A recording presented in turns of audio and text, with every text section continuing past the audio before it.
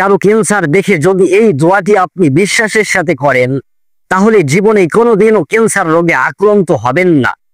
দুর্ঘটনা দেখে যদি পড়েন, ওই দুর্ঘটনা আপনাকে স্পর্শ করবে না। যে কোনো কারো বিপদ দেখে যদি কোনো বিশ্বাসী বান্দা এই দোয়া পড়ে, নবীজি সাল্লাল্লাহু আলাইহি ওয়াসাল্লাম বলেছেন, ওই বিপদ তাকে ধরবে না। সে যতদিন হায়াত পাবে কোনো দিন ওই বিপদ তাকে স্পর্শ করবে না। অনেক সময় আমরা দেখি হাসপাতালে ক্যান্সারের থার্ড স্টেজে চলে গেছে, লোকটা হেংলা হয়ে গেছে, চিকন হয়ে গেছে, হায়রে কি কষ্ট পায়। আমরা দেখি সে ভীষণ কষ্ট পাচ্ছে।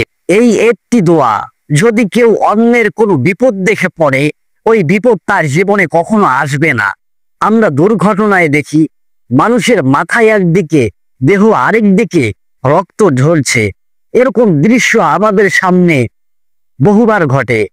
রাসূল সাল্লাল্লাহু আলাইহি ওয়াসাল্লাম বলেন, দুর্ঘটনা দেখে কেউ যদি এই দোয়াটা পড়ে, তার জীবনে সে কখনো এমন দুর্ঘটনার সম্মুখীন হবে না ইনশাআল্লাহ। বিশ্বনবী সাল্লাল্লাহু আলাইহি ওয়াসাল্লাম বলেন, অন্যের বিপদ দেখে কেউ যদি পড়ে, আলহামদুলিল্লাহিল্লাযী আফানি মিম্মা ইবতালাকা বিহি ওয়া ফাদ্দালানি আলা কাসীরিম মিম্মান খালাকা তাফদীলা।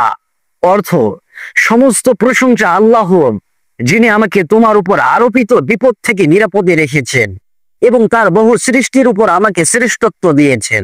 এই দোয়া পড়লে আমরা বলি, যে বিপদে তুমি পড়েছ, আল্লাহ আমাকে সেটা থেকে বাঁচিয়ে দিয়েছেন আর আমাকে তার অনেক সৃষ্টির চেয়ে শ্রেষ্ঠত্ব দিয়েছেন। যে কোনো বিপদ দেখে এই দোয়া বিশ্বাসের সাথে পড়লে ইনশাআল্লাহ ক্যান্সার হোক বা দুর্ঘটনা কোনোটাই তার জীবনে আসবে না ইনশাআল্লাহ।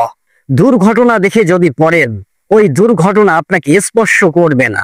যে কোনো কারো বিপদ দেখে যদি কোনো বিশ্বাসী বান্দা এই দোয়া পড়ে, নবীজি সাল্লাল্লাহু আলাইহি ওয়াসাল্লাম বলেছেন, ওই বিপদ তাকে আর ধরবে না। সে যতদিন হায়াত পাবে কোনো দিন ওই বিপদ তাকে স্পর্শ করবে না।